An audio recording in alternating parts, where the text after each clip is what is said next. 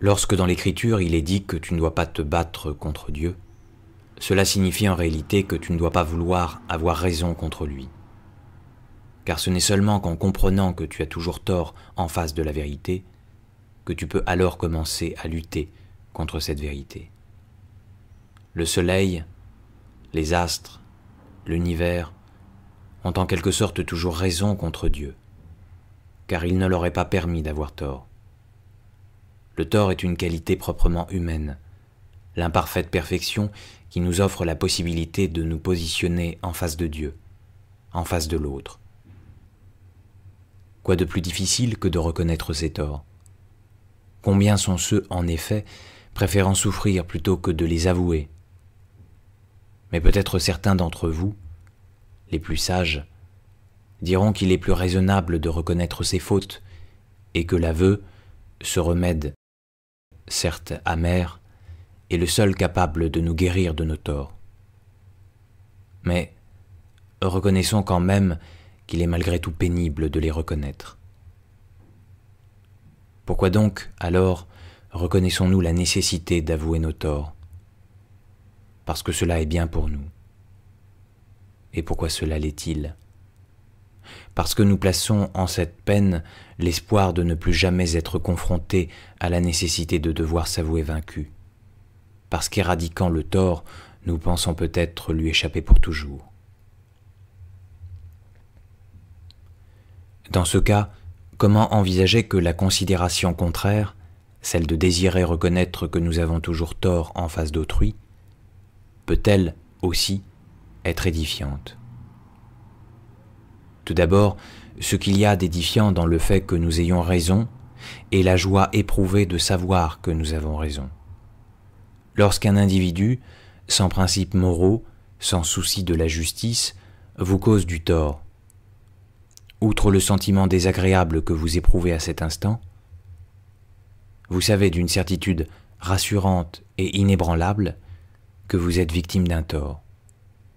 Le fait d'avoir raison en face de l'autre vous procure alors une certaine satisfaction, car vous avez à ce moment-là l'assurance de ne pas être en faute. On ne transige pas lorsqu'il est question d'injustice, n'est-ce pas? Quoi de mal, me direz-vous, à reconnaître que nous avons toujours raison en face de celui qui se soustrait à ses devoirs envers autrui? Mais si l'autre prend l'apparence de l'amour, si cet autre qui vous cause du tort prend figure d'amant, d'amante, d'ami, qu'en sera-t-il de votre jugement? Quelle consolation ou soulagement allez-vous désormais trouver dans la pleine certitude que celui que vous aimez d'un amour inconditionnel est proprement l'auteur du tort qui vous afflige? Aurez-vous toujours envie d'avoir raison? Pris au piège de la vérité, vous ne pourriez dans cette situation que reconnaître fatalement l'impossible. Cette joie tantôt d'avoir raison se changerait alors en charge d'angoisse et de désespoir. De là commencerait la lutte, et par un mouvement inversé, vous remonteriez à la force de votre rage le courant puissant et fracassant de la vérité. Vous n'hésiteriez pas, tel Tristan, à descendre dans les abîmes de la vérité pour y tordre son noyau et renverser l'ordre des valeurs. Vous déploieriez tous les possibles pour transformer la raison en tort et le tort en raison. Il n'est toutefois plus question, ici, d'avoir raison, mais de sauver le salut de celui qui ignore ses torts par la vertu heuristique de l'amour. Il est peut-être pénible d'avoir tort, mais quoi de plus édifiant que cette peine? Plus encore que de reconnaître ses torts, il faut encore le désirer. Celui qui se contente de les reconnaître n'aime pas, car la reconnaissance est ici nécessaire.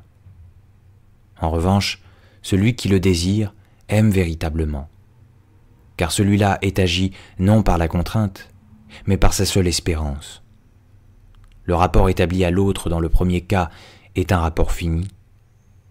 Dans le second, ce rapport est infini. Le souhait de l'amour n'est pas d'avoir raison, mais de désirer avoir toujours tort à l'égard de l'autre.